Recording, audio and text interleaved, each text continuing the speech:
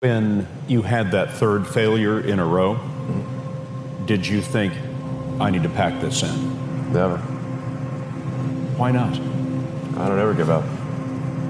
I mean, I'd have to be dead or completely incapacitated. 8 weeks later, Musk bet the company on another flight. We have liftoff. And this time around, everything worked. Perfect. If that fourth launch hadn't worked, that would have been it. We would have not had the resources to mount a fifth. You couldn't have gone out at that point. Yes, death would have been, I think, inevitable because we did not have the resources to mount a fifth launch. Well, there's a ton of failures along the way, that's for sure. SpaceX is alive by the skin of its teeth, so is Tesla. For SpaceX, the first 3 launches failed, and we're just barely able to scrape together enough parts and money to do the fourth launch. If that fourth launch had failed, we would have been dead.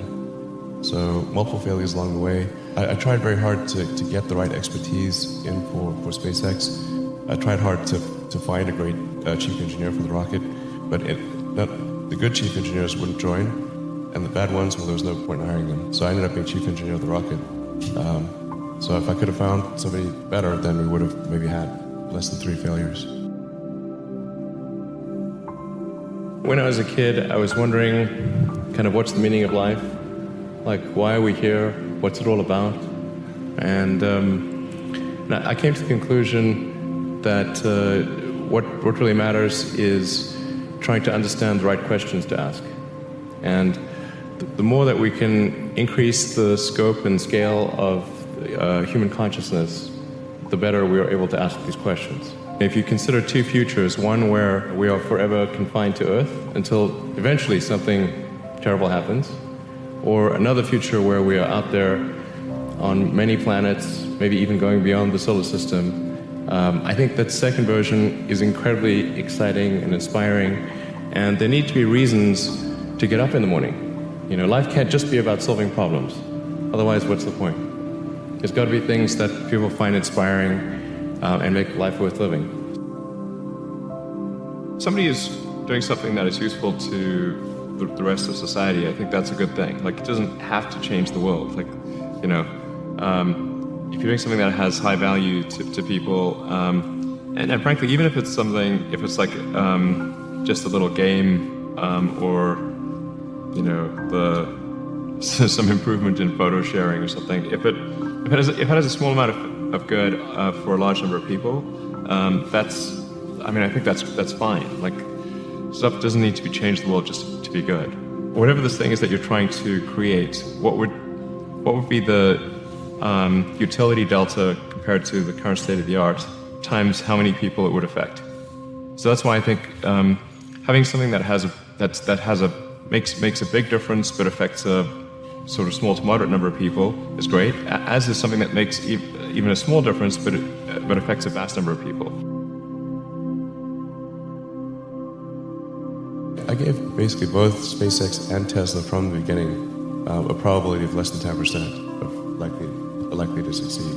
In the beginning, I wouldn't even let my friends invest because I didn't want to lose their money. I thought it was like, you know, I'd rather lose my own money. We almost did die at SpaceX, actually. So I budgeted for 3 flights.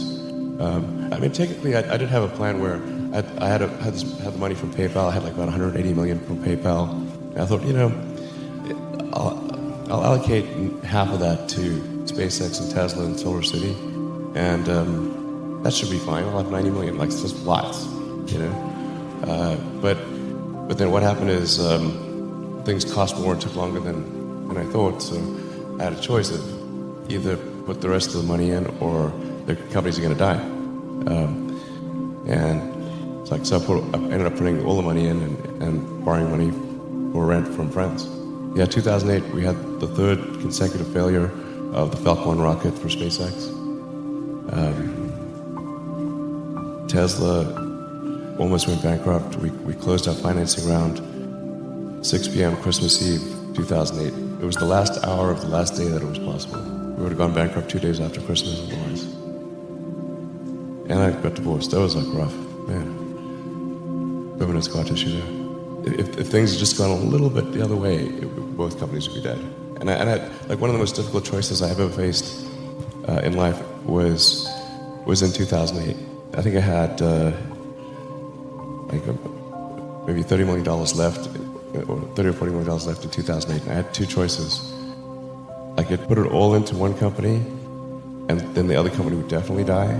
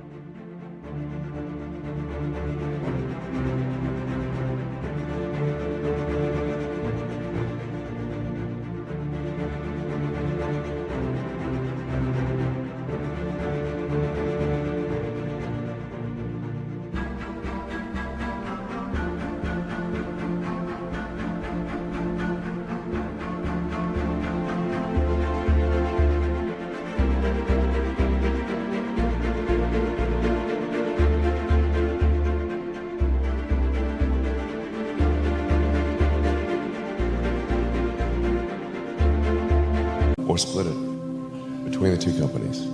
But if I split it between the two companies, then both might die. When you put your blood, sweat, and tears into creating something, or building something, it's like a child. So it's like, which one am I going to let one starve to death? I couldn't bring myself to do it, so I split the money between the two. Fortunately, thank goodness, they both came through.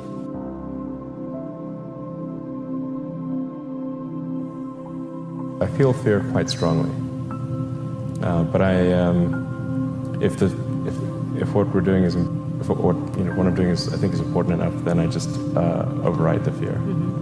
So, but it's not as though I feel like more strongly than I would like.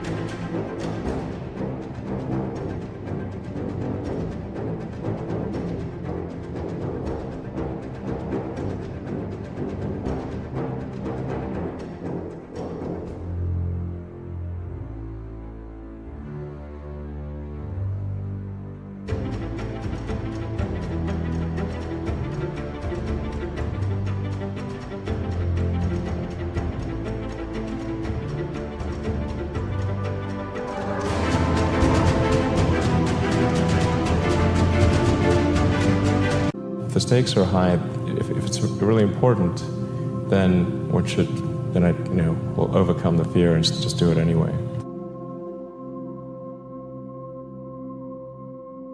Failure is not a big stigma. So it's like if you try hard and it doesn't work out, that's okay. Like you can learn from that and do another company, and it's not a big deal.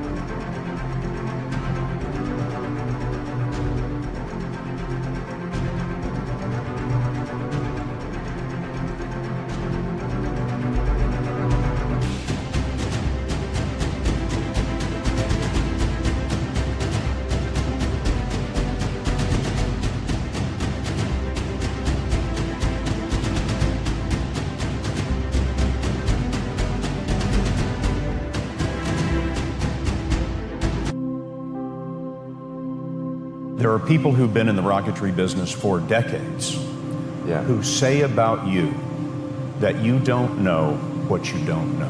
Well, I suppose that's true of anyone. How can anyone know what they don't know? critics say you can't do this, your answer to them is, we've done it. you know, there are American heroes who don't like this idea. Neil Armstrong, Gene Cernan have both testified against commercial spaceflight in the way that you're developing it, and I wonder what you think of that. I was very sad to see that, because those guys are, yeah. You know, those guys are heroes of mine, so it's really tough. You know, I wish they would come and visit and see the hardware that we're doing here. And I think that would change their mind. They inspired you to do this, didn't they? Yes. And to see them casting stones in your direction. It's difficult. Did you expect them to cheer you on? So they're hoping they would. What are you trying to prove to them? What I'm trying to do is to make a significant difference in spaceflight and help make spaceflight accessible to almost anyone. And I would hope for as much support in that direction as we can receive.